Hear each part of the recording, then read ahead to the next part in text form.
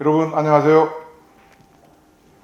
오늘은 저한테 아주 소중한 사람을 모셨습니다. 제가 90년대 후반 홍천 11사단에서 대대장 할 때 저의 전우였던 고태봉 소대장을 오늘 모시고 여러분들하고 즐거운 시간을 가져볼까 합니다. 일단 인사 먼저 하죠.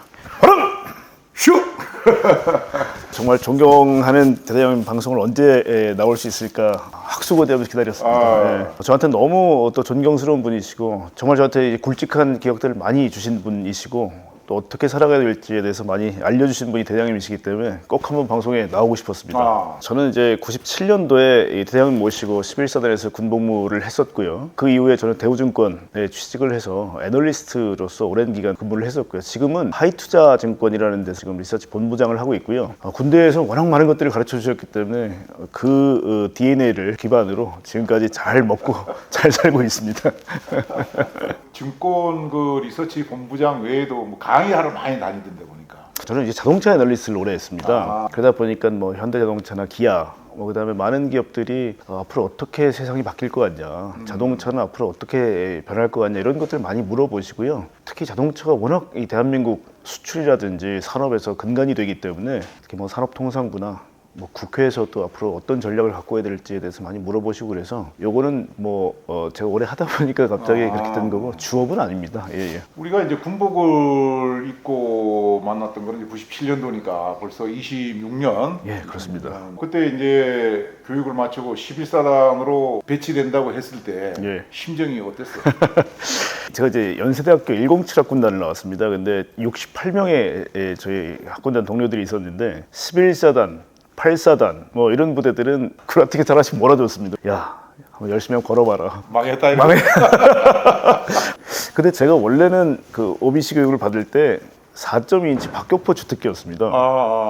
그래서 당연히 그때만 해도 아마 유럽에서 온 궤도 불절차가 있었고 아마 고무 이게 캐터필러로 되어 있는 그리고 안에 에어컨도 나오는 저희가 그 최신 교육을 받았습니다. 그래서 가게 되면 연대에 아마 배속을 받겠구나. 더울 때 에어컨 이제 들으면서 4.2인치 박격포를 운영하겠구나 싶었는데 11사단 딱 도착하자마자 티오가 없다. 그래서 바로 이제 알보병이 돼서 대장을 아련하게 됐습니다. 그러면 이제 거기서도 거의 제구대대라 그러는지 우리 맞습니다. 대대로 이제 왔을 텐데 가장 또 깊은 또 산골 아니었습니까? 첫 장면이 대장이 아마 전투체육을 하고 계셨던 것 같습니다. 그래서 저희가 딱 도착하자마자 육각대로 탁 내렸는데 환복하고 와라. 첫 이미지 인상이었습니다. 환복하고 와라. 그게 또 하필 제가 제일 못하는 축구였습니다. 제가 기억나는 게 대장님 참 훌륭하신 분인 게 저희가 4명이 갔는데 한 친구는 육사 후배니까 지켜보겠어. 저보고는 너는 종시니까 지켜보겠어.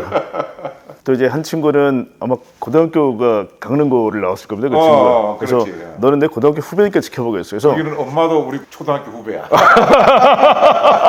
4명이 이렇게 딱 갔는데 같은 위치에서 보셨고 누구를 편애하시지 않았어요. 굉장히 저희는 건강한 경쟁을 했었던 것 같습니다. 나는 그게 대단히 이제 중요하다고 생각하는 게 병사가 됐든 간부가 됐든 처음 부대 전입 왔을 때 그 부대 정이 들도록 해야 돼요. 맞습니다. 예. 그렇게 하려 그러면은 면담을 해야 되는 위치에 있는 그 상급자가 상대방을 사전에 다 파악을 하고 맞습니다. 그 자리 엎어놓고 자연스럽게 우리 대한민국은 뭐 학연 지연 뭐 이렇게 약하다 그러는데 그것을 나쁘게 이용하는 것이 아니라 그렇게 해서 처음 오는 사람들이 나를 챙겨주는 사람이 있구나 이런 것을 느끼도록 하는 것이 이 소통하는 데 대단히 중요하다. 그러니까 아마 각자가 다 대장님과 나는 이런 인연이 있다. 그렇지. 나는 아마 생각이 앞으로 어떻게 펼칠지 모르는 두려움 속에서도 아마 대장님이 그런 것들을 씨앗을 또 어떻게 마음속에 하나 심어주시는 거죠.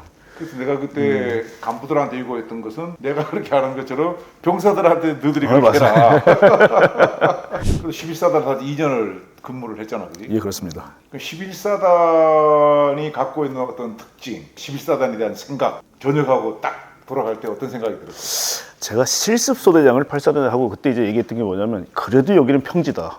근데 저기 가면 11사단이라고 있는데 거기는 뭐 횡격실 능선 뭐 올라갔다 내려가는 것들을 굉장히 고지에서 해야 되기 때문에 훨씬 힘들다는 얘기를 이미 듣고 있었습니다. 근데 그게 또 하필이면 저희 제구대대가 정말 산 속에 있지 않습니까?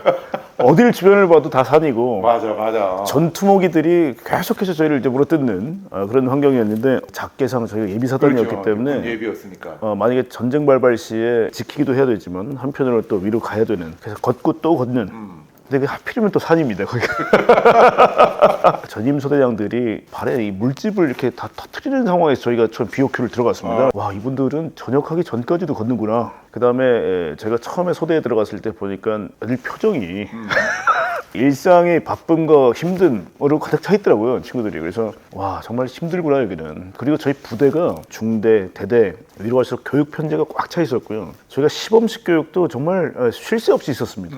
대형이 특히나 저희 소대에 많이 맡기셨어요. 공부하고 걷고. 그럼 또 왜 이렇게 뭐 사격 측정, 스나이퍼 대회도 있으니까 또 저격수들을 또 훈련시켜야 되고 이런 훈련들이 참 많았던 것 같습니다. 제가 지금도 저희 소대원들 많이 만납니다. 술 한잔하면 하는 얘기가 다 뭐냐면 워낙 야외 훈련이 많기 때문에 들어오면 이 아늑한 겁니다, 이 내후반이. 그래서 11사단이 상징하는 것이 결국은 교육훈련, 맞습니다. 예비사단이니까. 예, 맞습니다. 어디로 가서 어떤 임무를 수행할지 모르니까 모든 훈련을 다 해야 되는 거지. 그런 가운데 이제 우리 대대가 깊은 산 속에 있지만 보병 대대 중에 거리상으로는 사단사령보다 가장 가까운 데야. 그리고 이제 우리 대대가 뭐 훈련 이런 걸 잘하는 걸로 이제 정평이 나 있으니까 사단장님들이 뭐 바뀌실 때마다 간부 식당에서 식사하시다가 뭐 궁금하면은 야, 그 어느 대대에서 시범 한번 보이지 그러면은 참모들이 그 제부대대에 주겠어 이렇게 하는.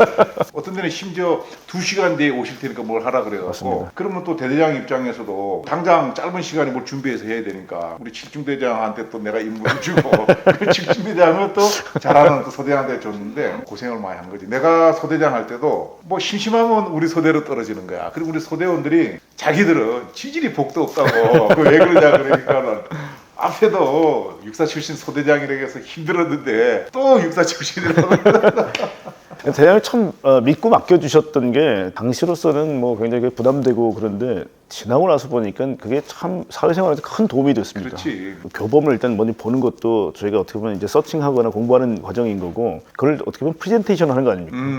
저희 어떻게 보면 가장 어려운 대상이죠. 사단장님이 직접 보신다, 아니 우리 대장님이 보신다는 게 굉장히 심리적으로 이 두려운 상황에서 하는데 그게 사회에 와서는 훨씬 더 편합니다. 이렇게 어려운 상황에서도 발표를 했는데 이 정도쯤이야가 되는 거죠. 그래서 굉장히 저는 이제 배운 게 많았던 것 같고요. 특히 그런 기회를 많이 만들어 주셨습니다. 어쨌든 우리 그때 같이 온 소대장들이 다 열심히 잘했고 특별히 그 중에 네가 이제 키가 제일 컸고 축구를 제일 못했지. 그렇습니다. 이건 팩트입니다. 근데 내가 참 눈여겨보고 했던 것은 그 내가 아는 고태봉 소대장은 공차할 줄 모르는데 항상 그라운드에 가 있거든. 잘하고 못하고 중요한 것이 아니고 내가 느끼는 것은 소대장이 항상 소대원들하고 같이 있는다. 이제 그런 생각을 소대장이 하고 있는 것 같은 느낌을 내가 이제 받는 거지. 맞습니다. 예. 그러니까 소대가 단결도 잘 되고 훈련도 보면은 제일 잘하는 것 같고 그러니까 대대장 입장에서는 이제 임무를 부여할 때 이 중대에 줬을 때 그 중대장이 어느 소대장한테 임무를 줄 것인가 이 정도 대대장이 예측해서 이제 임무를 줘야 되니까 7중대도 임무를 많이 줬고 그러면 여지없이 이제 내가 원하는 위치에 항상 네가 이제 가 있는 거지.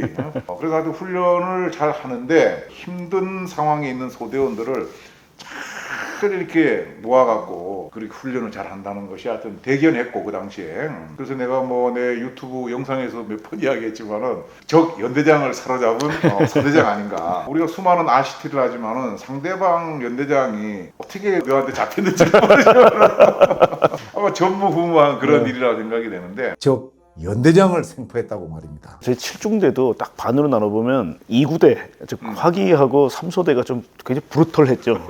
아주 그냥 야수 같은 녀석들이었고 저희 1, 2소대가 조금 어떻게 보면 좀 착하고 좀 이렇게 순수한 애들이 많았습니다. 그 대대장님이 주공소대를 저희한테 맡겼을 때 사실 저희는 안에서는 난리가 났습니다. 드디어 우리에게 임무가 왔다. 정말 한번 잘해보자는 의지가 굉장히 들끓었습니다. 또 뭐 대장님이 저를 믿어주시는 것처럼 저도 저희 병장들 특히 분대장들을 굉장히 믿었기 때문에 저희가 3명 친구들을 밤에 이탈할 수도 있음에도 불구하고 제가 믿었기 때문에 적들이 꼭 올 때가 여기밖에 없다. 자지 마라. 절대 자지 말고 매복하고 있다가 적들이 오면 피리탄을 쏴라. 피리탄이 쫙 치고 올라와서 정말 눈물이 나더라고요. 와, 이 친구들이 끝까지 안 자고 결국 수행해냈구나. 그리고 저희가 굉장히 어떻게 보면 남들이 안 가는 지형으로 갔습니다. 근데 그렇죠. 거기에 숨어 있었던 거죠. 근데 그러니까 제가 지금 산으로 이제 맞습니다.